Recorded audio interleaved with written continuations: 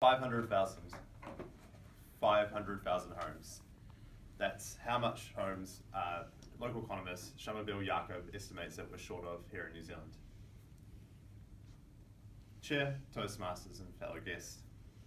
Today I'm going to talk about what is probably the hottest topic in the media, the hottest topic in politics and the hottest topic in gossip circles, and that is in New Zealand housing shortage. The purpose of my speech today is not to try offer solutions, but to highlight what I see as being the three main causes of housing unaffordability in New Zealand. Armed with this information, I hope that you'll take it away and that you'll learn about each of the party's policies around housing before the next election. The 3 points I want to focus on this morning are the three main drivers of housing unaffordability, which are, in my view, there are other factors that play into housing unaffordability, but I've chosen to focus on these three. The first is that New Zealand's rental market is broken. The second is that we have outdated planning laws.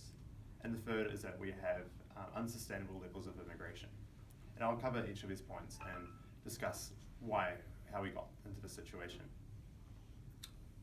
So the first point I'd like to make is that New Zealand's rental market is quite broken. More than half of the New Zealand adult population rents, and that's not an intrinsically bad thing, but it's the way we rent in New Zealand that's wrong. The Residential Tenancies Act 1986 was developed at a time in New Zealand when home ownership was at its highest level.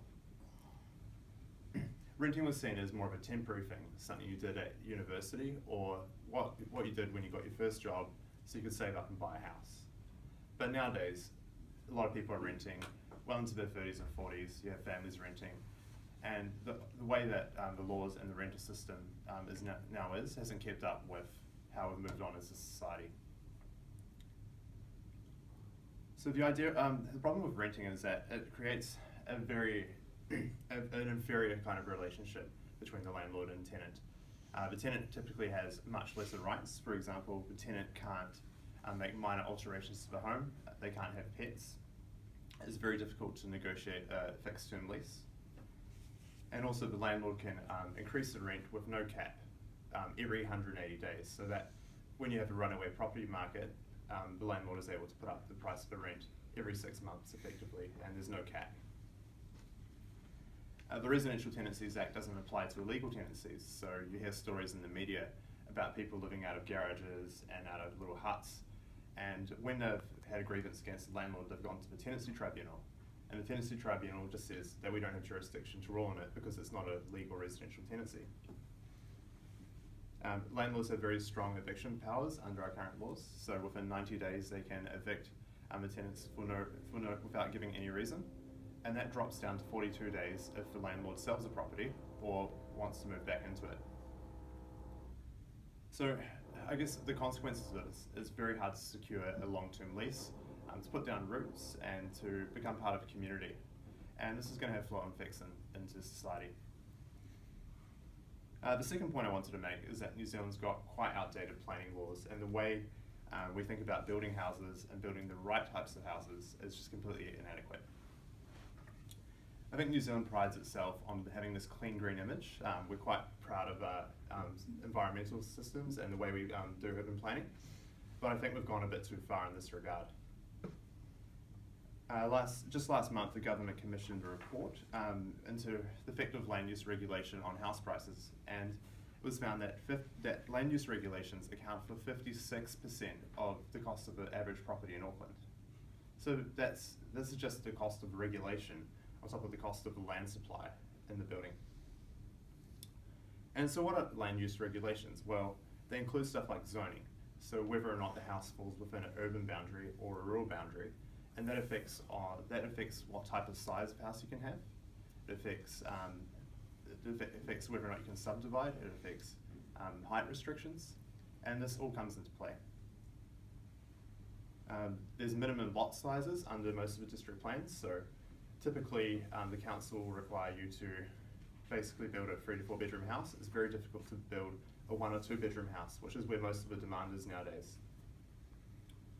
There are height restrictions, so within most of the major cities in New Zealand, you have within the CBD large buildings, including apartments and offices. But the moment you move out to the suburbs, you don't have any buildings that are more than 2 or 3 stories.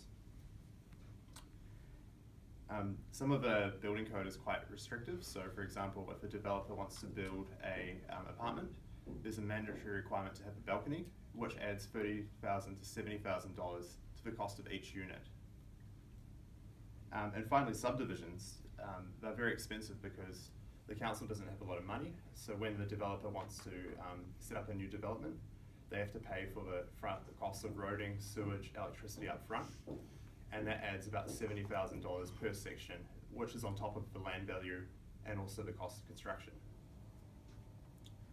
So the third point I want to make about why housing is so unaffordable in New Zealand is actually immigration. And this is a point that Winston Peters makes, which is very controversial, quite inflammatory, but I think we need to have a frank conversation about it. Last year net migration was 72,000 in New Zealand, so that's number of people coming in versus leaving. So that's roughly the size of a city of Palmerston North, which has 31,000 houses, a hospital, schools, and a university. And so the problem with immigration is not that it increases demand, but it creates a lot of volatility for demand. So you have these huge spikes in demand for housing, which are quite unpredictable, and it's very hard for the market to respond. And what I find very odd is that New Zealand has no clear population strategy. We don't know if we want 5 million people, 10 million people, 15 million people. Where do we want these people to go? Are we building enough houses for them? No, we're not. And a separate but related issue is the phenomenon of foreign buyers, which you hear about a lot in the media. There are absolutely no restrictions on New Zealand on buying residential land. You can buy as much as you want as a foreigner, unless it's deemed to be sensitive land, i.e. next to a lake or a river. And we don't actually have a lot of data on the impact of foreign buyers in the housing market in New Zealand. Before 2015, there was no requirement to have an IRD number or a New Zealand bank account. But since then, we've started gathering some preliminary data, and it's estimated that between 7 to 10% of all house sales in New Zealand are to offshore buyers. So that's not a huge figure, but it does have some influence on the demand side. So to conclude, the 3 points I made, major causes of the housing crisis are the inadequate rental market, secondly, the outdated planning system, and third, very high levels of immigration. So to conclude, I ask you all to do some of your own research on each party's housing policy and read up about it before the end of the election. Thank you.